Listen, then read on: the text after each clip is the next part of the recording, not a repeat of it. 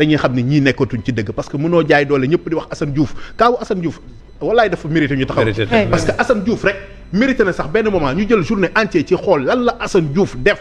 Assane Diouf ban service la rendre aux Sénégalais aux acteurs politiques yan combat la mené ba tey jii mu agsi fii pourquoi Assane Diouf dérange au point que ñu jël ko dugal ko ci kaso bi il faut que loolu ñu xool ko parce que dossier Assane Diouf quand même lu sérieux nekkul lu ndaw de mën nga ko wax ni brosser jàll mais en fait boo toogee ba ci biir da nga naan mais li tëj Assane Diouf mën naa tëj ku ne li tëj Abdou Nguer mën naa tëj ku ne Khadim Ba homme d'affaires la li ko bàyyi ci kaso bi mën naa dugal ku ne. jërëjëf Kader mais vraiment benn moment quand même dafa métti trop ci expliquer ko. merci beaucoup Kader c'est important alors Omar bu ñu revenir un peu sur les libertés alors tey gis nañ ne quand même on a un sérieux problème avec les libertés donte ñëpp xam nañ ne taskatu xibaar bi am na li nga xamante ne moom moo di responsabilité bi mi nga xamante ne moo gàllu ci ndoddam alors tey bu ñu gisee aussi ni nga xamante ne fan yi série yi médias yi di jànkoonteel soit chroniqueur wala taskatu xibaar par rapport ak li ñuy gis ci gouvernement bu bees bi ci ni ñuy toppee ñi nga xamante ne peut-être ñoom ñoo di acteurs médias yi. waaw actuellement moom Sénégal boo xoolee da ngay xam ni liberté d'expression moo nekk en danger fépp parce que tey yaa ngi koy wax par rapport au correct xam nga correct sax boo xoolee ñoom à un moment donné sax bon jàppale nañ bu baax régime bi par rapport ak yenn réforme yu ñu doon def parce que boo xoolee ba ñuy wax affaire de presse conforme ak yooyu waa correct ñoo ngi woon ci biir donc ñoom ils ont accepté de jouer le jeu mais xoolal tey nga dégg ni ñu ne correct tëj na ay bureau parce que toog nañu xawma ñaata xawma 14 mois percevoir ñu ay salaire loo xam nga loolu dafa rëy nga dégg ni tey jii nii ñun ñëpp ku ci am carte de presse sa carte de presse léegi mu arrivé à expiration man sama carte de presse est-ce que warul jeex mois de juin bi léegi sa carte de presse bu jeexee mois de juin léegi après qu'est-ce que tu vas faire tu n'es plus journaliste wala nekkatoo journaliste boo xam ne nii am nga lu lay couvrir kon donc avec ce régime là fan la ñu jëm ñu déposé sa jot alors sur ce point aussi c'est vraiment important pour ñu def ci soit taxaw seetlu parce que mu ngi jeex te itam commission bi jusqu'à présent am na ñoo xamante ne déposé na te jotaguñu li ne di seen carte nationale bu presse bi te loolu mën na indi ay gàllankoor surtout jamono ji ñu nekk nii ak le régime là. waaw actuellement moom journaliste moom boo ko doonee tey jii nii xamal ni nekk nañ ci période boo xam ne nii amatoo dara luy xam nga tey ji par exemple day mel ni citoyen sénégalais boo doxee ci guddi ba police arrêté la mais mën nga génnee sa carte boo génnee sa carte dañ lay bàyyi mais presse yàggul tuuti mais tey ji amatoo dara lu lay couvrir ndax ñu yoroon carte de presse seen carte de presse day arrivé à expiration ñi nga xam ne déposé woon nañu carte de presse ba léegi mënuñu am carte de presse ndax fonds bi nga xam ne moo war a alimenter carte de presse fonds boobu kenn alimenté wu ko aide à la presse bi kenn joxeegu ko ba léegi aide à la presse bu daaw kenn joxeegu ko te mu doon loo xam ne nii loi de finance loolu tamit war nañ see wax aide à la presse bu ren kenn gisagu ko moo tax presse bi tey jàpp naa ni aussi il faut que la presse aussi porte plainte contre cet état là il faut que ñu porter plainte état du Sénégal au niveau national au niveau international il faut que ñu dem ci cour de justice de la CEDEAO il faut que ñu dem ci Union africaine il faut que ñu dem ci ONU il faut que ñu dem dans toutes les instances au niveau mondial ak fii au niveau national pour porter plainte parce que cet état là ni muy doxee nii da ngay xam ni ñii juguñu pour jàppale presse bi ñii dañoo jug pour toroxal presse bi il faut qu'on se dise la vérité parce que ñii même ana convention des jeunes reporters tey ba leen président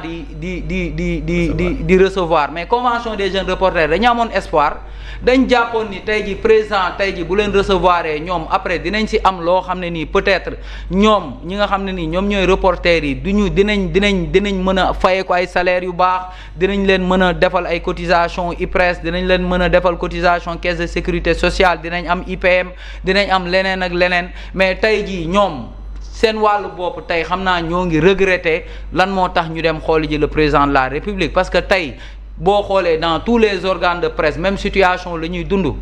organe de presse yëpp a sonn sans exception mais kon tey jii nii est-ce que état bi dafa jug pour jàppale presse bi wala état bi dafa jug pour toroxal presse bi c'est ça la question qu'on doit se poser tey jii yow journalistes yi nga xam ne nii tey dañuy def seen liggéey ku jug nga ne ko diffusion de fausses nouvelles mais ce sont des lois liberticides loolu dañ ko wax ba pare si ce sont des lois liberticides léegi tey Bachir Fofana ne woon nañ dañ koy déférer tey au parquet léegi finalement kenn déféré ko au parquet parce que garde à vue mën na durer ba 48 heures. et puis loolu également c'est un autre problème bu ci dolleeku muy la grève des syndicalistes. bokk na ci aussi li impacté aujourd'hui li nga xamante ne moom moo di lenteur yooyu parce que ñoom depuis une semaine dañu nekk. waaw ñoo ngi en grève te Bachir Fofana ce que je voudrais dire aussi. mooy actuellement moo ngi noonu di dem commissariat plateau. xam nga tey dañ ko waroon xam nga deful sax retour de parquet. quoi parce que demul non mujjewul dem qu'est-ce qui se cache ça veut dire que procureur ba léegi pareegul ci enquête parce que normalement tey avocat am démb il s'était adressé à la presse normalement tey dafa waroon dem jàkkaarloo même maître Aliou Badara Fall également il a rejoint ci avocat yi muy avocat wu voilà kon démb cybersécurité la fanaan léegi nag moo ngi noonu di dem commissariat plateau bon donc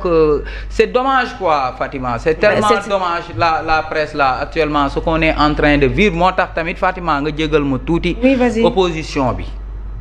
tamit mais opposition mais presse sénégalaise tamit ñun mënuñu sonn di souffrir mais kan nga gis tey jii nii mu ñëw jàppale presse bi kan nga gis mais tey ji gars yi xanaa waroon nañu am ay initiative yoo xam ne nii sax tey pour venir soutenir la presse parce que la presse elle est en train de souffrir kan nga gis mu ñëw taxaw tey fii képp ku fi am combat xanaa ñu am seen communication à faire passer quand ils ont leur communication à faire passer ils viennent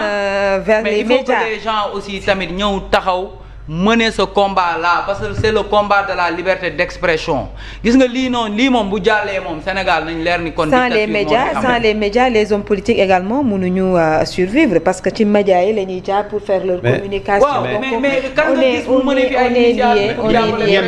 ñenn rek ñoo ko fi def mais je pense que loolu man ni ñenn rek ñoom ñuy soutenir la presse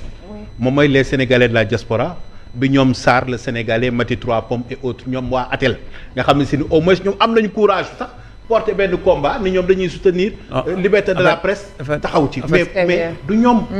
Sénégal fii la presse ci boppam war na mën a teg ay actes yoo xam ne si ni defoon nañ fi journée sans presse def nañ fi yeneen mais actuellement am na acte yeneen yu ñu mën a poser pour quand même se faire entendre parce que lii aussi du ko ne mënuñu di coppati benn par benn tey jii nga menacé bii organe tëj bu subaa ngeen dem procès ginnaaw suba ñu bàyyi le ministre Aliou Sall di jël fële ay décisions en fait dootoo xamante fan lañ jëm il faut quand même qu'on évite les Sénégalais les acteurs politiques ak aussi la société civile ñu teg benn acte boo xam dina tax au moins ñu xoolaat parce que quand quelqu'un ñëw ni la dama leen di effacer et que loolu nëbbutul moom moo ko wax et que depuis ce jour gis nañu loolu moom moo nekk di am. Très bien Alassane. mais je pense que borom dëj bi mun nañ jooy dëj bien je pense que la presse est suffisamment outillée et bien organisée pour su fekkee lii bëgg nañ ko débloquer ñu déglu ko peut-être dafa souvent on relègue nos problèmes au second plan et on met souvent l'accent là après boo xoolee ci groupe bi sax gars yi commencé wax ñu ngi ciy wax sax yéen gis nga groupe panel yoo xam ne c'est des journalistes parce que noonu la journaliste mel souvent on met l'accent sur li nga xamante mooy les problèmes des autres en oubliant également